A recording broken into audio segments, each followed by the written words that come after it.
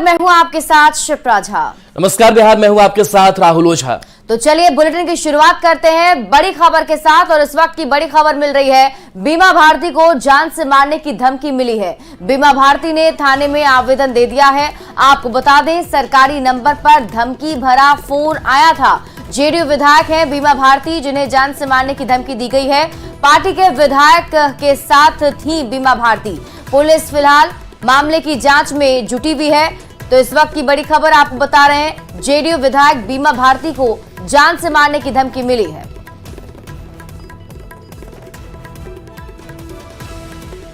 तो बीमा भारती को धमकी मिली है और पुलिस पूरे मामले की छानबीन करने में जुटी हुई है। बीमा भारती को जान से मारने की धमकी मिली और इसकी शिकायत उन्होंने की है।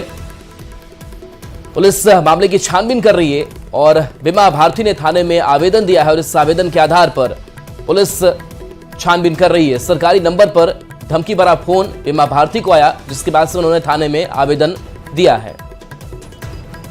तो आपको बता दें, जेडीयू के विधायक हैं बीमा भारती और इन्हें जान से मारने की धमकी की खबर मिली है। और बताया जा रहा है कि बीमा भारती ने इस पूरे मामले की शिकायत पुलिस से कर दी है और पुलिस की टीम मामले की जांच पड़ताल में जुटी हुई है। फ्लोर टेस्ट के वक्त बीमा भारती मौजूद नहीं थी और उसके बाद से ही लगातार बीमा भारती से संपर्क साधा जा रहा था। हालांकि उनकी तरफ से कहा जा रहा है कि वो पार्टी के संपर्क में थी और एक एक करके अब जो जानकारी सामने आ रही है उसके मुताबिक बीमा भारती ने बताया कि जान से मारने की धमकी उन्हें मिली है।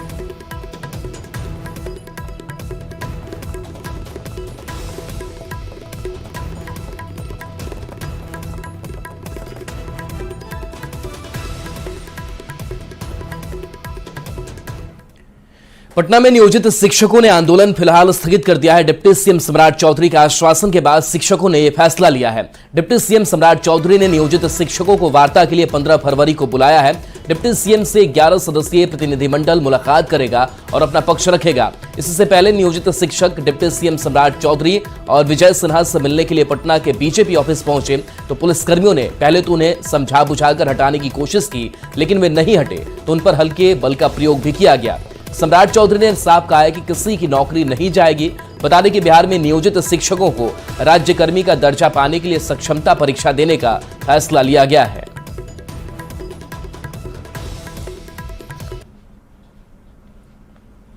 पुलिस अब बल प्रयोग करने लगी, अब पुलिस अब मारने भी लगी है। पुलिस जिस तरीके से मारने लगी है, पुलिस पीटने लगे किस तरीके। इधर बीजेपी प्रदेश कार्यालय पर हंगामा और प्रदर्शन मामले में कार्रवाई भी हुई है।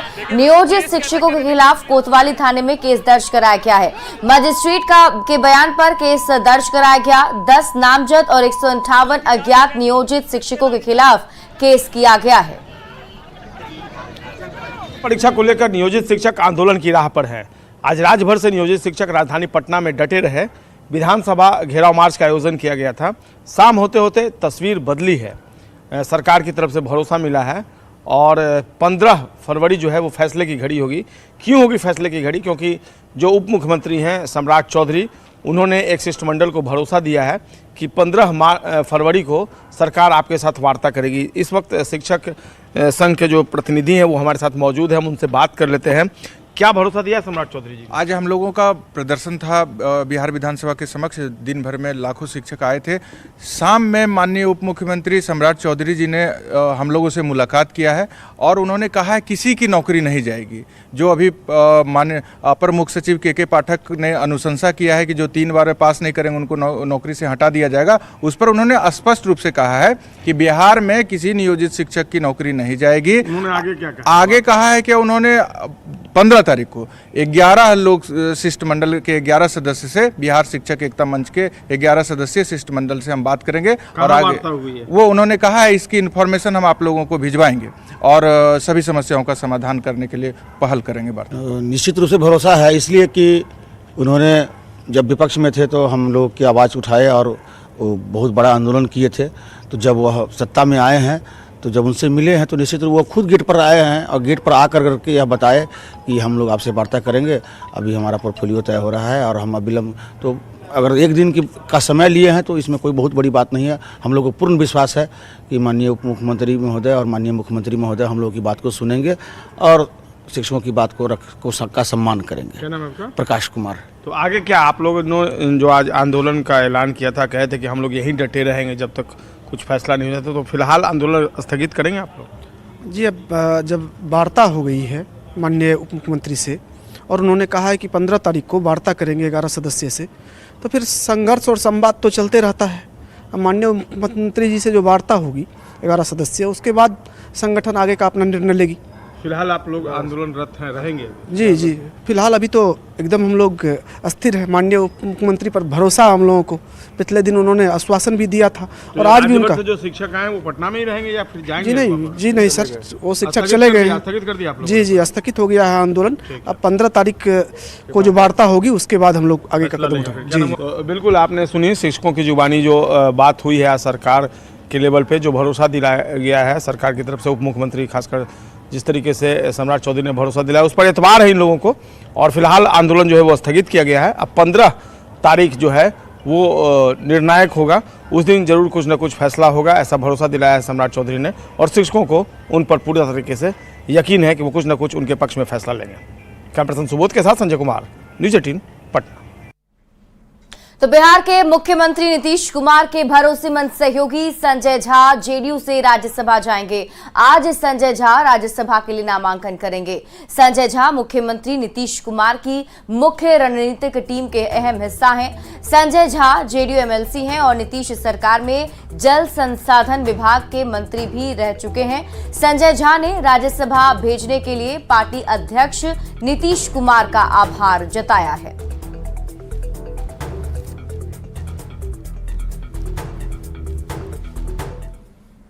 संजय झा के साथ बीजेपी से धर्मशीला गुप्ता और भीम सिंह भी नामांकन दाखिल करेंगे। विधानसभा के सचिव कक्ष में इन सभी उम्मीदवारों का नामांकन होगा। इस मौके पर मुख्यमंत्री नीतीश कुमार और दोनों डिप्टी सीएम सम्राट चौधरी और विजय सिन्हा समेत एनडीए के कई सीनियर लीडर मौजूद रहेंगे। बता दें कि बिहार से राज्यसभा की 6 सीटों के लिए चुनाव हो रहे हैं। इसके लिए नामांकन दाखिल करने की अंतिम तारीख 15 फरवरी है। विधायकों की संख्या के आधार पर बिहार की 6 में से 3-3 राज्यसभा की सीटें एनडीए और महागठबंधन की झोली में जाएंगी। इनमें बीजेपी की 2, आरजेडी की 2 और जेडीयू की 1 सीट तय मानी जा रही है। वहीं बाकी एक पर अभी किसी की दावेदारी तय नहीं है। भोजपुर में भाकपा माले के विधायक को उम्र कैद की सजा सुनाई गई है। ये मामला करीब 9 साल पुराना यानी 2015 में हुए एक मर्डर का है। इस मर्डर केस में भोजपुर जिले के अगियाओं सीट से माले के विधायक मनोज मंजिल को उम्र कैद की सजा सुनाई गई है। उम्र कैद की सजा मिलने के बाद मनोज मंजिल पुलिस हिरासत में ले लिए गए। अगियाओं के भाकपा माले विधायक समेत 23 लोगों को इस केस में उम्र कैद की सजा सुनाई गई है। आरा की एमपी एमएलए कोर्ट ने सुनवाई करने के बाद दोषी पाते हुए इन्हें सजा सुनाई। मर्डर केस में दोषी करार दिए गए मनोज मंजिल को सजा के अलावा 10,000 का जुर्माना भी देना होगा। ईंट पत्थर से लाठी डंडा से मारपीट कर हत्या की। उस मामले में ये जो विधायक हैं ये आरोपित थे जी। और कितने लोग आरोपित थे? इसमें और 23 लोग, विधायक के साथ 23 लोग। 23 लोग जी। इनको क्या सजा सुनाई गई है? इसमें सजा सुनेगा 302/149 में आजीवन कारावास और 10,000 रुपया फाइन। नौजवानों का, गरीब गुरबों का, दलितों उत्पीड़ितों का, अति पिछड़ों का ये लड़ाई जारी रहेगा। और निश्चित तौर पे ये जो कोशिश है हमको सजा करा करके गरीबों की आवाज को खामोश करने का, यह आवाज खामोश नहीं होगा और बुलंद होगा। बिहार के मुख्यमंत्री नीतीश कुमार ने सदन में राज्यपाल के अभिभाषण पर जवाब देते हुए विपक्ष पर जमकर हमला बोला। सीएम ने बिहार की कानून व्यवस्था को लेकर कहा कि अब बिहार में कानून व्यवस्था दुरुस्त है। वहीं सीएम नीतीश ने फिर दोहराया कि वे अब कहीं नहीं जाएंगे। विधानसभा में बहुमत के समय गड़बड़ी करने वालों को सीएम ने चेतावनी देते हुए कहा कि किसी को भी हर हाल में बख्शा नहीं जाएगा। नीतीश कुमार ने कहा कि पीएम मोदी के नेतृत्व में वे लोग बिहार की सभी सीट जीतेंगे। सभी लोग क्या किए थे, पहले कोई काम किए थे, हम लोग आ गए, अब आ गए हैं, अब इधर उधर नहीं जाने वाले हैं। बीच में इनको मौका मिल गया, अब इसमें लोग परेशान हो। अभी हम ही लोगों के बीच में कई जगह जा करके हम तो कल कह दिए, घचपच जो कर करके किसी किसी को क्या दिया है, हम तो सबसे पूछने वाले हैं कि तुमको दिया क्या, कौन धंधा किया है, सबका हम जांच करवाएंगे। अब बढ़िया से करवाएंगे। ये क्या तरीका? कोई तरीका है ये सब तरह का बात करना? अब पहले तो हम लोग थे ही ना भाई, 2020 में जो हम लोगों की संख्या थी और उसी के आधार पर हम लोग काम कर रहे हैं। अब हाल में तो हम लोगों का लोकसभा का चुनाव होने वाला है, तो हम लोगों का इनके नेतृत्व में तो हाँ, आदरणीय प्रधानमंत्री जी के नेतृत्व में जो सब कुछ चल रहा है, अगला बार फिर बिहार की सब सीट जीतेगा, ये बात पक्का। और पटना से बड़ी खबर है, जहां पीएफआई के याकूब और बिलाल से पूछताछ की जाएगी। पटना में याकूब और बिलाल से पूछताछ होगी। एटीएस कार्यालय में यह पूछताछ होनी है। पूछताछ के लिए मुजफ्फरपुर पुलिस पटना आएगी। मुजफ्फरपुर कोर्ट ने पुलिस को 3 दिन की रिमांड दी है। पहले मुजफ्फरपुर में पूछताछ होनी थी, सुरक्षा कारणों से स्थान बदल दिया गया। फुलवारीशरीफ कांड में दोनों की गिरफ्तारी हुई थी। इन दोनों के विरुद्ध मुजफ्फरपुर में भी केस दर्ज है। दोनों पूर्वी चंपारण के निवासी हैं, बरूराज के रहने वाले हैं। ट्रेनिंग कैंप चलाने का इनके ऊपर आरोप है। एटीएस और एनआईए भी पूछताछ के दौरान मौजूद रहेगी। तो पटना से यह खबर, जहां पर पीएफआई के याकूब और बिलाल से पूछताछ होनी है। तो वहीं अगली खबर की बात कर लेते हैं। देखिए इस वक्त की बड़ी खबर आपको बता रहे हैं। बड़ी खबर मिल रही है मुजफ्फरपुर से, जहां अब बताया जा रहा है कि पूछताछ की जाएगी याकूब से और एटीएस कार्यालय में आज पूछताछ होनी है, यानी दोनों को ही आज पटना लाया जाएगा। और बताया जा रहा है कि मुजफ्फरपुर कोर्ट ने पुलिस को 3 दिन की रिमांड दी है, तो इस 3 दिन के अंदर दोनों से अब पूछताछ की जाएगी। पहले खबर थी कि मुजफ्फरपुर में ही दोनों से पूछताछ होनी है, लेकिन सुरक्षा कारणों की वजह से स्थान बदल दिया गया है। फुलवारीशरीफ कांड में दोनों गिरफ्तार किए गए थे और इन दोनों के विरुद्ध मुजफ्फरपुर में केस दर्ज हुआ था। बिल्कुल, तो दोनों पूर्वी चंपारण के निवासी हैं। बरूराज में ट्रेनिंग कैंप चलाने का इन दोनों के ऊपर आरोप है और इसी मामले में एटीएस और एनआईए पूछताछ करेगी और पूछताछ के दौरान उनसे सवाल जवाब किया जाना है।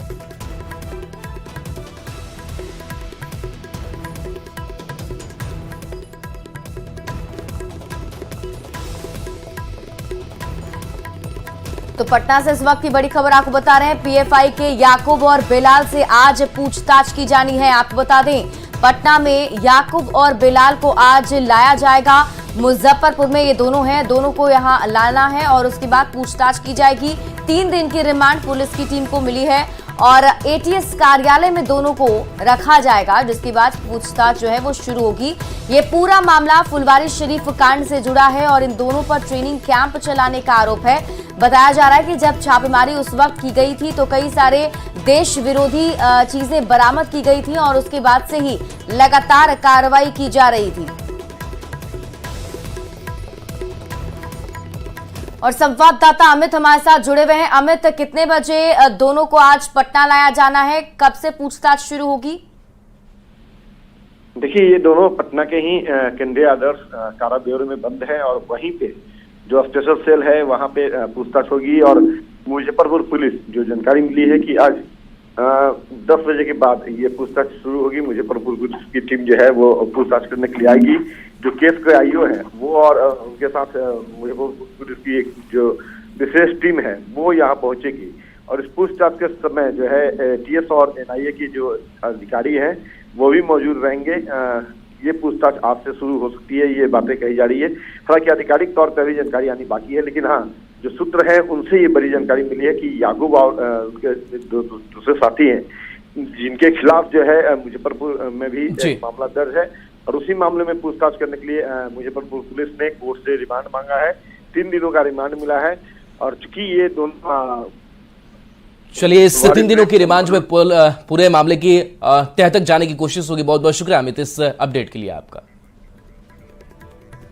बढ़ते हैं आगे। वहीं राज्यपाल के भाषण पर जवाब देने के लिए सीएम नीतीश कुमार जब विधान परिषद में उठे तो विपक्षी सदस्यों ने नारेबाजी शुरू कर दी। नीतीश कुमार विपक्ष की नारेबाजी से काफी नाराज हो गए और कहा कि वे कुछ बोल नहीं रहे हैं, अगर बोलेंगे तो मुश्किल में पड़ जाओगे। नीतीश कुमार मुर्दाबाद, इसीलिए कि हम स्वास्थ्य का काम करके सबका इलाज कर रहे हैं। आप सबको मरोना चाहते थे, इसीलिए हमारा मुर्दाबाद। आपका जिंदाबाद, सब गड़बड़ करता था। अरे कहा है नहीं, जो बोल रहा है मीडिया वाला जान ले कि जो हमका नारा लगा रहा है इसीलिए कि ये गड़बड़ करने वाला है और हम लोग काम अच्छा कर रहे हैं, इसीलिए आप लोग भी याद करके इन लोगों के सब तरह के धंधा को पूरे तौर पर जान। बिहार में नीतीश सरकार के फ्लोर टेस्ट में जीत के बाद जो बात सबसे ज्यादा चर्चा में है वो ये है कि आखिर बिहार में सियासी खेला करने की कोशिश किसने की थी। फ्लोर टेस्ट के दिन सत्ता पक्ष के 5 विधायकों को क्या वाकई प्रलोभन दिया गया था? क्या सच में सरकार को अस्थिर करने की कोशिश की गई थी? सवाल इसलिए क्योंकि बार बार सदन में मुख्यमंत्री नीतीश कुमार को क्यों कहना पड़ रहा है कि गड़बड़ करने वाले को नहीं छोड़ेंगे। ये रिपोर्ट देखिए। अभी हम ही लोगों के बीच में कई जगह जा करके हम तो कल कह दिए, घचपच जो कर करके किसी किसी को क्या दिया है हम तो सबसे पूछने वाले हैं कि तुमको दिया क्या, कौन धंधा किया है, सबका हम जांच करवाएंगे, अब बढ़िया से करवाएंगे। सरकार की ओर से लगातार ये क्यों कहा जा रहा है कि गड़बड़ करने वालों को छोड़ेंगे नहीं? क्यों सत्ता पक्ष के मुखिया नीतीश कुमार को लगातार दूसरे दिन यह कहना पड़ा कि विधायकों के साथ गड़बड़ करने वालों की जांच कराई जा रही है, सबका हिसाब किया जाएगा? तो इसे समझने के लिए 12 फरवरी को विधानसभा में सरकार के फ्लोर टेस्ट का सीन समझना होगा। भले सरकार ने आसानी से बहुमत हासिल कर लिया हो, लेकिन सत्ता पक्ष के 5 विधायक काफी देर तक सदन पहुंचे ही नहीं। सत्ता पक्ष के विधायकों को तोड़ने की कोशिश के आरोपों के बाद सीएम नीतीश और डिप्टी सीएम ने सख्ती की बात जोरदार तरीके से सदन में रखी थी, जिसके बाद सफाई विधायकों की ओर से आने लगी। हरलाखी से जेडीयू विधायक सुधांशु शेखर ने अपनी ही पार्टी के विधायक डॉक्टर संजीव और आरजेडी से जुड़े इंजीनियर सुनील पर अपहरण का केस पटना के कोतवाली थाने में दर्ज कराया। वहीं पूरे मामले पर डॉक्टर संजीव ने मंगलवार को सफाई दी और कहा कि वे दोषी नहीं हैं, उन्हें साजिशन फंसाया जा रहा है। वो यहीं थे और कोई किसी का किडनैपिंग नहीं हुआ, ये सब हास्यास्पद है। मैं जब उस विधायक से बात किया, वो तो बेचारा है, बेचारा बोला कि किसी के कहने पे मैं किया हूँ, तो ऐसा कुछ नहीं, वो सब खत्म हो जाएगा, ये सब चलता रहता है राजनीति में। तो वहीं सुधांशु शेखर का आरोप है कि विधायकों को पैसे के साथ मंत्री पद का भी ऑफर दिया गया था। मैंने कोई दबाव में नहीं दिया है, मेरे साथ घटना घटी है, ये सच बात है। इधर जेडीयू की एक और विधायक बीमा भारती के पति और बेटे को आर्म्स एक्ट के तहत गिरफ्तार किया गया है। ऐसे में बीमा भारती ने इस गिरफ्तारी को राजनीतिक बताते हुए कहा कि वो निर्दोष हैं। मेरा बेटा को जो है इतना मासूम है बच्चा, उसको जेल किया गया है, मेरा पति को जेल किया, मेरा भतीजा को जेल किया, मेरा कार्यकर्ता टोटल 9 गो को कल 9 बजे रात में भेजा गया है। तो मैं क्या साबित करना चाहता है? सत्ताधारी विधायकों को तोड़ने की विपक्ष ने कोशिश की थी, जिसके बाद सरकार बेहद सख्ती से वैसे विधायकों से पेश आ रही है। लेकिन इन सबके बीच सवाल यही है कि बिहार में सियासी खेले के पीछे का मास्टरमाइंड कौन है? आखिर सरकार को अस्थिर करने की कोशिश कौन कर रहा है? न्यूज़ 18 के लिए पटना से आनंद अमृतराज के साथ ब्यूरो रिपोर्ट। और लोकसभा चुनाव बेहद नजदीक है, ऐसे में बिहार के लिहाज से रोजगार एक बड़ा मुद्दा रहता आया है। इस पर क्रेडिट लेने की होड़ भी जारी है। 17 महीने तक नीतीश और तेजस्वी की जोड़ी में चली सरकार में लाखों नौकरियां दी गई, तो इसका श्रेय तेजस्वी यादव खुद लेते रहे और इसी वजह से नीतीश कुमार ने आरजेडी के साथ रिश्ता भी तोड़ लिया। अब नीतीश कुमार ने एक बार फिर बता दिया है कि बिहार में रोजगार मैंने दिया है, तेजस्वी ने नहीं। आखिर चुनावी मौसम में क्रेडिट वाली पॉलिटिक्स के पीछे क्या है वजह, समझिए इस रिपोर्ट के जरिए। जब आप लोग आए तो 7 निश्चय 2 का काम हो रहा था, तभी क्लेम कर रहे हैं कि आप ही किए हैं। अब आप शिक्षा लिए तो अपने गड़बड़ करते थे, हर बार रोक लेते थे। सोमवार को बिहार विधानसभा में फ्लोर टेस्ट के दौरान बहस में मुख्यमंत्री नीतीश कुमार ने जोरदार तरीके से नौकरी पर क्रेडिट लेने के विपक्ष के तेजस्वी के आरोपों का जवाब कुछ इस तरह से दिया था। तो मंगलवार को राज्यपाल के अभिभाषण पर धन्यवाद प्रस्ताव पर बोलते हुए मुख्यमंत्री नीतीश कुमार ने एक बार फिर साफ कर दिया कि नौकरी पर क्रेडिट वाली बात में कोई दम नहीं, नौकरी हमने ही दी है, तेजस्वी ने नहीं। आप समझ लीजिए 5,35,000 युवाओं को नौकरी दी गई पहले, लेकिन इस बार जो हम लोगों ने तय किया 7 निश्चय 2 में कि 10 लाख रोजगार देंगे और 10 लाख रोजगार देंगे। और चलिए ब्रेक का वक्त हो चला है, लौटते हैं कुछ और खबरों के साथ।